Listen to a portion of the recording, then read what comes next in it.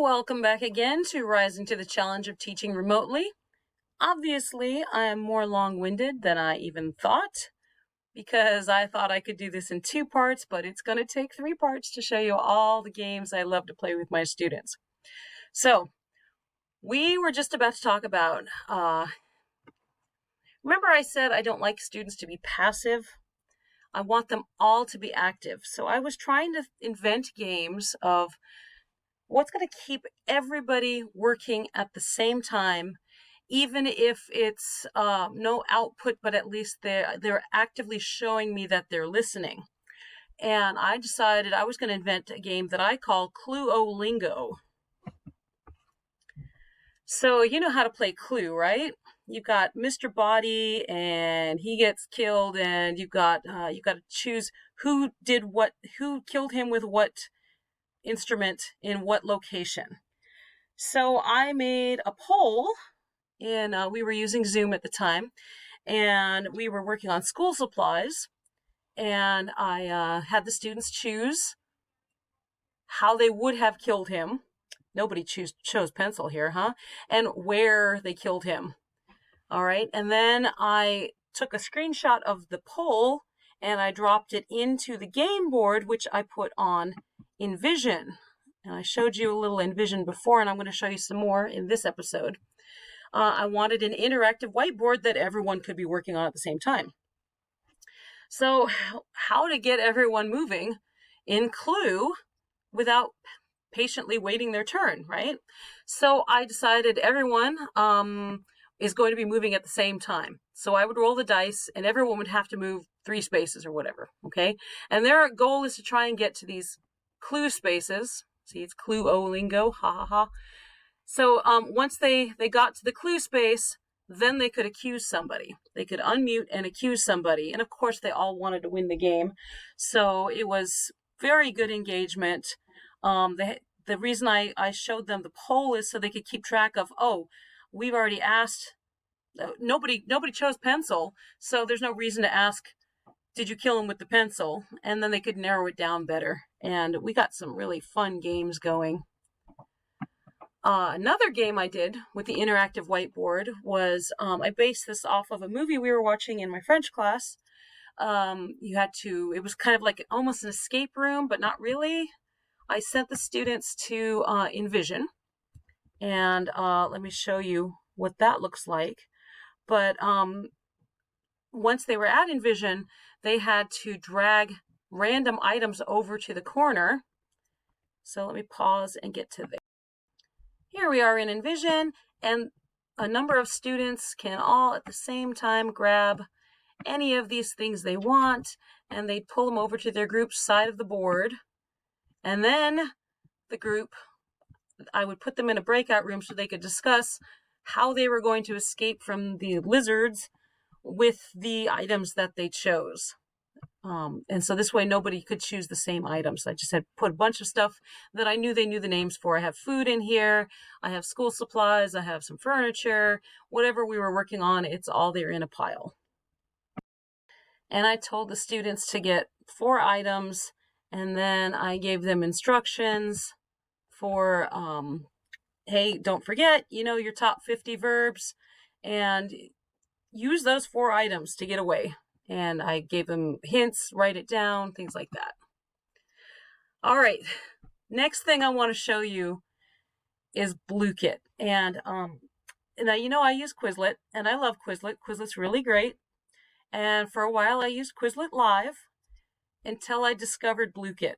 And honestly, once I discovered Blooket, I never ever went back to Quizlet Live. So let me show you, I'm going to take you to the website, but here I wanted to cross out my students' names so you couldn't see them. But this is the main screen of Blooket when you start a game.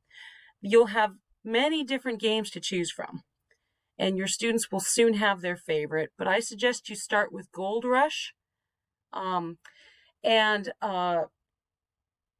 can I explain it? It's like Kahoot on steroids.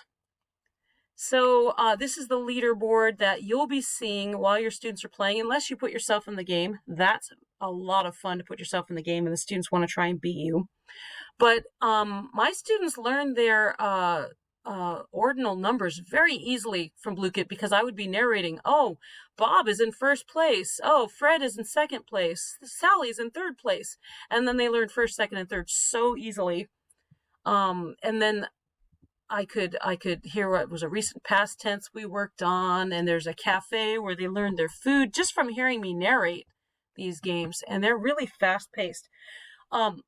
Blue-Kit is great and beats Quizlet Live hands down because it's more engaging for the students. There's more variety to it. There's some strategy to it.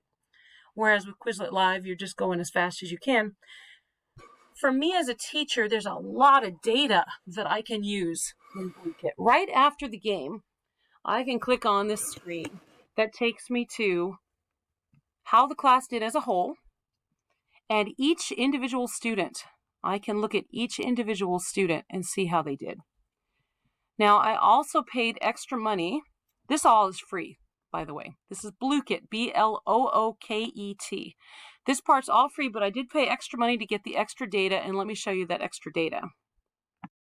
Here's Blue-Kit. I don't want to show you my students' names, so that's why I'm doing it this way. Here's how it's spelled right up here. The extra data, look at this. I can look and see how many students got this individual question right. I could see, oh, they're struggling with this. These are top frequency verbs here. Blue-Kit, just like Quizlet, is really good for solid vocabulary. You want them to learn some nouns and adjectives and the meanings of verbs.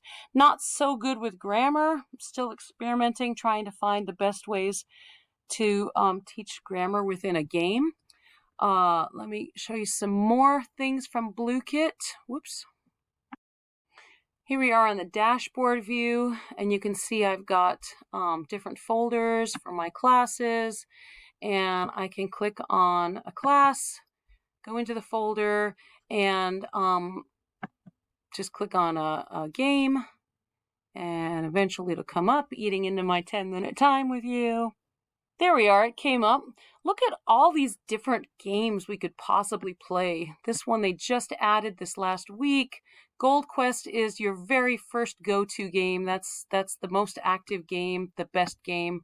Your kids will love it, but all the others are very much fun. Fishing Frenzy is very zen and calm.